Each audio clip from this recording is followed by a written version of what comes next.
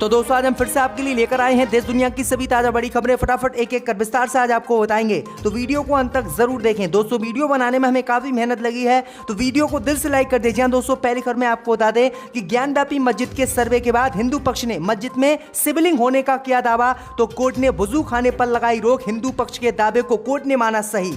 वहीं आपको बताएंगे दोस्तों की ज्ञानव्यापी मस्जिद के सर्वे को लेकर एआईएमएम नेताओं का समाजवादी पार्टी पर फूटा गुस्सा। सपा के मुस्लिम विधायकों को समाजवादी पार्टी ने बताया जंजीर से बंधा हुआ कुत्ता। वहीं आपको बताएंगे दोस्तों की जम्मू कश्मीर से कश्मीरी हिंदुओं को लेकर बीजेपी को लगा बड़ा झटका। बीजेपी नेताओं को कश्मीरी पंडितों के विरोध का करना पड़ा सामना। कश्मीरी पंडित बोले जब आंसू गैस के हम पर गोले चल रहे थे तब कहां थे बीजेपी नेता। वहीं आपको बताएंगे दोस्तों की ज्ञानव्यापी मस्जिद के सर्वे से हटाए गए आरपी सिंह सूचना लीक करने के लगे हैं इन पर आरोप। वहीं आपको बताएंगे दोस्तों की दिल्ली में बुलडोजर चलाने से नाराज हुए अरविंद केजरीवाल। अरविंद केजरीवाल ने 80% दिल्ली को बताया अवैध, कहा बीजेपी पूरी दिल्ली पर चलवा दे बुलडोजर। वहीं आपको बताएंगे दोस्तों की पाकिस्तान के पीएम इमरान खान का फूटा अमेरिका पर फिर से गुस्सा, कहा पाकिस्तान के गले में पट्टा डालकर भारत की गुलामी करवाएगा अमेरिका। वहीं आपको बताएंगे दोस्तों की कश्मीरी पंडितों पर हो रहे हमले के पीछे फारूक अब्दुल्ला ने फिल्म द कश्मीर फाइल को बताया कारण, कहा मोदी सरकार इस पर लगाए बैन क्योंकि ये थी फिल्म पूरी झूठ। तो दोस्तों सभी खबरों को आपको एक एक कर बताने वाले हैं, वीडियो को लाइक कर चैनल को सब्सक्राइब जरूर कर दें। इसी बीच पर तो दोस्तों अगली खबर की ओर, तो ज्ञानव्यापी मस्जिद में सर्वे के बाद हिंदू पक्ष ने मस्जिद में शिवलिंग होने का किया दावा, कोर्ट ने वजू खाने पर लगाई रोक। जन दोस्तों आपको बता दें ये बड़ी खबर सामने निकल कर आई दोस्तों की ज्ञानव्यापी मस्जिद में 3 दिन के सर्वे के बाद अब हिंदू पक्ष के वकीलों ने मस्जिद में शिवलिंग होने का दावा किया है। भैया आपको बता दें कि हिंदू पक्ष के वकीलों ने कोर्ट को बताया है कि जब हमने ज्ञानव्यापी मस्जिद का सर्वे किया तो उसमें एक तालाब पाया गया,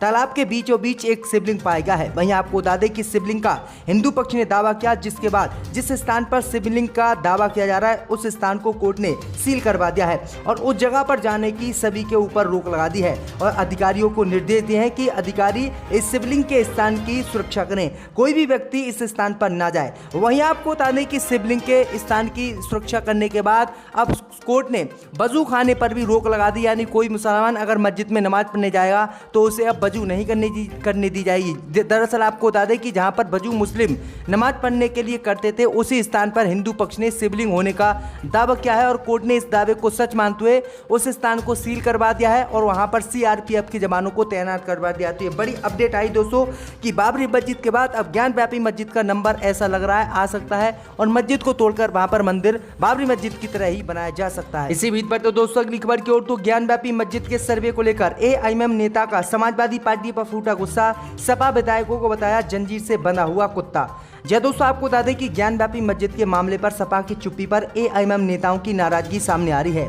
वलंड खंड के प्रवेश द्वार कॉलोनी के श्याम पैलेस में वलंड खंड अध्यक्ष के स्वागत समारोह में पहुंचे एआईएमएम कार्यकर्ता सतनाम ने समाजवादी पार्टी के प्रति नाराजगी जाहिर करते हुए सपा विधायक की तुलना पिंजरे के कुत्ते से कर डाली है। उन्होंने कहा है कि ये कुत्ते तभी भौंकते हैं जब इनका मालिक कहता है।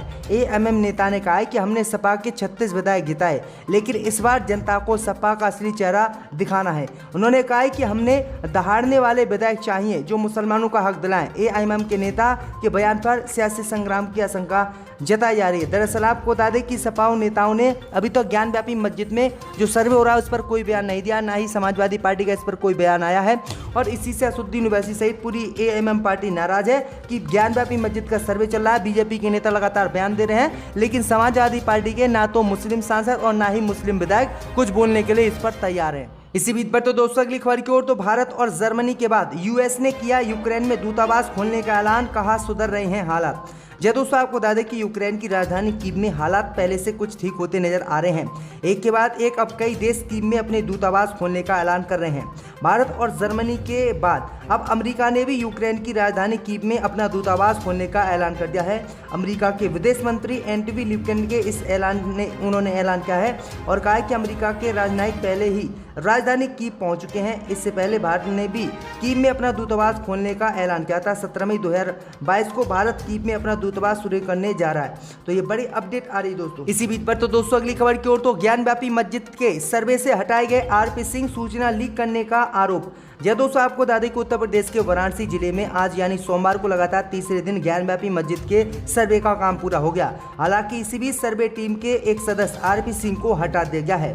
जी हां, हाल ही में मिली जानकारी के तहत सिंह पर मामले से जुड़ी सूचनाएं लीक करने के आरोप हैं। जी दरअसल आपको बता दें कि आरपी सिंह ने एक न्यूज चैनल से बातचीत में खुलासे किए थे कि एक बड़ा दावा क्या था कि यहाँ तक कह दिया था उन्होंने कि तहखाने में सबूत भरे पड़े हैं। वहीं सर्वे टीम के सदस्य आरपी सिंह ने कहा कि हिंदुओं के सारे प्रतीक और सबसे अधिक सबूत तो तहखाने में मिले हैं जो पूर्णतः सुरक्षित है। इसके अलावा आरपी सिंह ने ये भी कहा था कि तहखाने में जो मलबे हैं अगर उनकी अच्छे से जाँच की जाए तो बहुत सारे सबूत मिल सकते हैं। तो ये बड़ी अपडेट आ रही दोस्तों, इसी के बाद इनको टीम से बर्खास्त कर दिया गया है। इसी बीच पर तो दोस्तों अगली खबर की ओर तो कश्मीरी पंडित की हत्या के बाद कश्मीर में भाजपा को लगा बड़ा झटका। कश्मीरी पंडितों ने बीजेपी के बहिष्कार का किया ऐलान। जब दोस्तों आपको बता दें कि बीते दिनों आतंकवादियों ने कश्मीरी पंडित राहुल भट्ट की हत्या कर दी थी। राहुल भट्ट की हत्या के बाद बीजेपी को बड़ा झटका कश्मीर में लगा है। दरअसल आपको बता दें कि इस समय जो जम्मू कश्मीर में हिंदू पंडित मौजूद हैं, अब उन्होंने बीजेपी नेताओं के खिलाफ मोर्चा खोल दिया है। बीजेपी के नेता जो जम्मू कश्मीर के पंडितों से मिलने गए, उनका कश्मीरी पंडितों ने विरोध किया है और कहा है कि बीजेपी जो दावा कर रही है कि जम्मू कश्मीर में शांति है, वो बिल्कुल गलत है। जम्मू कश्मीर में कश्मीरी पंडितों को सुरक्षा भी बीजेपी नहीं दे पा रही है, जबकि कांग्रेस और जो अन्य सरकारें थीं उनके राज्य में यहाँ पर स्थिति ठीक थी, लेकिन बीजेपी की सरकार में यहाँ पर स्थिति बहुत बुरी है। मैं आपको बता दें कि बीजेपी नेताओं का विरोध करते हुए जो है कश्मीरी पंडित बोले कि अब आप हमारे पास क्यों आ रहे हैं। जब राहुल भट्ट की हत्या हुई थी और हमने विरोध प्रदर्शन किया था, तब आंसू गैस के गोले हमारे ऊपर जो है जम्मू कश्मीर पुलिस ने फेंके थे। तो ये बड़ी अपडेट आ रही दोस्तों। इसी बीच पर तो दोस्तों अगली खबर की ओर तो दिल्ली में बीजेपी की कार्रवाई से नाराज हुए अरविंद केजरीवाल आधी दिल्ली को बता दिया अवैध।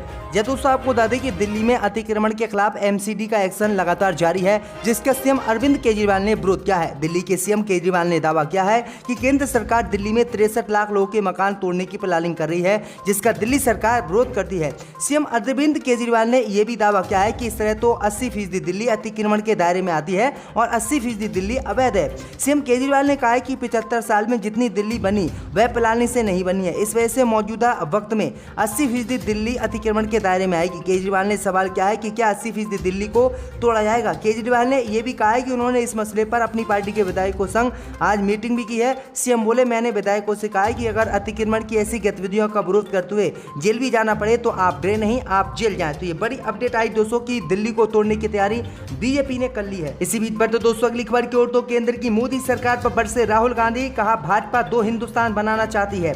जय दोस्तों आपको बता दें कि राजस्थान के उदयपुर में कांग्रेस के चिंतन शिविर के बाद राहुल गांधी ने बांसवाड़ा में एक रैली को संबोधित किया। इस दौरान उन्होंने कहा कि कांग्रेस की विचारधारा सभी को साथ लेकर चलने, सभी की संस्कृति का सम्मान तथा रक्षा करने की है, जबकि भाजपा विभाजन तथा दमन का काम करती है। भाजपा ने अर्थव्यवस्था पर हमला किया, वह 2 हिंदुस्तान बनाना चाहती है, जबकि हम एक हिंदुस्तान चाहते हैं। ये लड़ाई एक लड़ाई है।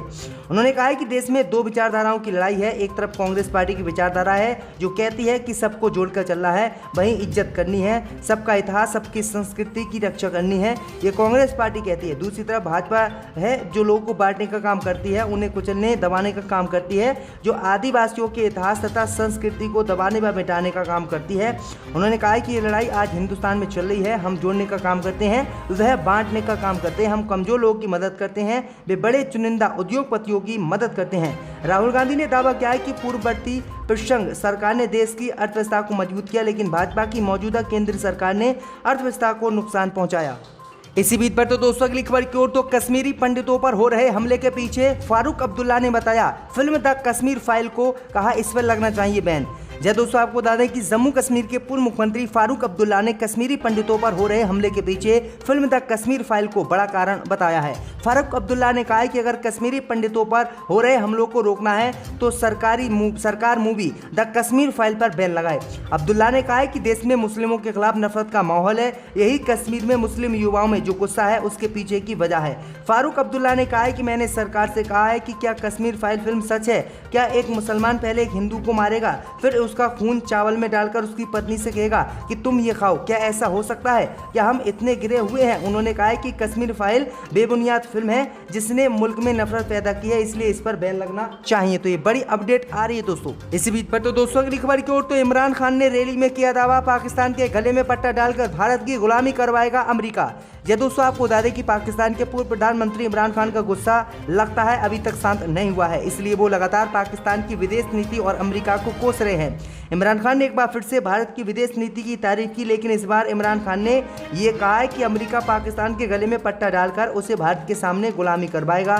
पाकिस्तान के पूर्व प्रधानमंत्री इमरान खान ने रविवार को एक रैली को संबोधित करते हुए ये बातें कही हैं। उन्होंने कहा है कि जब मैं पाकिस्तान का पीएम था तब मैं भारत और अमेरिका से सीधे टक्कर लेता था, लेकिन आज जब सत्ता बदल गई है तो अमेरिका पाकिस्तान से गुलामी भारत की करवाना चाहता है।